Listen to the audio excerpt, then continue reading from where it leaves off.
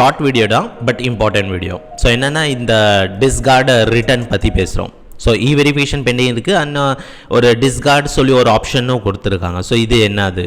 So last இயரே வந்துருச்சு, but இப்போ தான் யூட்டிலைஸ் பண்ண போகிறேன். ஸோ அதனால காமிக்கிறேன். ஸோ இந்த கிளைண்ட்டுக்கு பார்த்தீங்கன்னா ரிட்டன் நம்ம ஃபைல் பண்ணிட்டோம். ஸோ ITR 4 ஃபைல் பண்ணியிருக்கோம், bending for verification. So return submit பண்ணியாச்சு, வெறும் வெரிஃபிகேஷன் மட்டும் தான் பெண்டிங் இருக்குது. ஸோ இங்கே என்ன பண்ண போகிறோன்னா, ஃபார் எக்ஸாம்பிள் ரிட்டன் நம்ம சப்மிட் பண்ணிட்டோம், பட் இப்போ வந்து தெரிய வருது ஒரு இன்கம் மிஸ் அவுட் ஆயிடுச்சு, இல்லைன்னா பேங்க் டீட்டெயில் ரீஃபண்டுக்கு பேங்க் டீட்டெயில் வந்து தப்பாக இருக்குது. ஸோ அந்த மாதிரி கேஸில் என்ன பண்ணலாம், வெரிஃபை பண்ணிங்கன்னா அப்போது நீங்கள் நெக்ஸ்ட் ரிட்டன் வந்து ரிவைஸ் ரிட்டன் தான் ஃபைல் பண்ணணும். இது ஒரிஜினல் ரிட்டன். வெரிஃபை கம்ப்ளீட் ஆயிடுச்சுன்னா அடுத்தது ரிவைஸ் ரிட்டன் தான் ஃபைல் பண்ணுற மாதிரி இருக்கும்.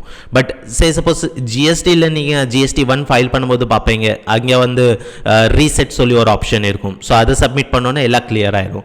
அதே மாதிரி இங்கேயும் டிஸ்கார்டு ஒரு ஆப்ஷன் இருக்குது. ஸோ இந்த ஆப்ஷன் கிளிக் பண்ணோன்னே இது ஜஸ்ட் மிஸ் ஆஸ்கிங், மிஸ் எல்லாம் ஓகேயா, மிஸ் அக்செப்ட் பண்ணலாமா இல்லையா அந்த மாதிரி. So just accept and continue. So இது கிளிக் பண்ணோன்னே நீங்கள் என்ன ஃபைல் பண்ணி வச்சுருக்கீங்களோ அது வாஷ் அவுட் ஆகிடும். ஸோ நீங்கள் மறுபடியும் வந்து புதுசாக வந்து ஒரிஜினல் ரிட்டன் ஃபைல் பண்ணுற மாதிரி இருக்கும். ஸோ சக்ஸஸ்ஃபுல் ஆயிடுச்சு. ஸோ இங்கே சொல்கிறாங்க miss discard return early data is successful and treated as never filed. So நம்ம ஃபைலே பண்ணல அந்த மாதிரி அர்த்தம். ஸோ இப்போ மறுபடியும் வந்து நம்ம சேம் ஃபினான்ஷியல் இயருக்கு மறுபடியும் ரிட்டன் ஃபைல் பண்ணலாம். So that's the meaning of discard. Hope you learn something new. Kindly subscribe our YouTube channel also for such more video. Thank you guys. Bye.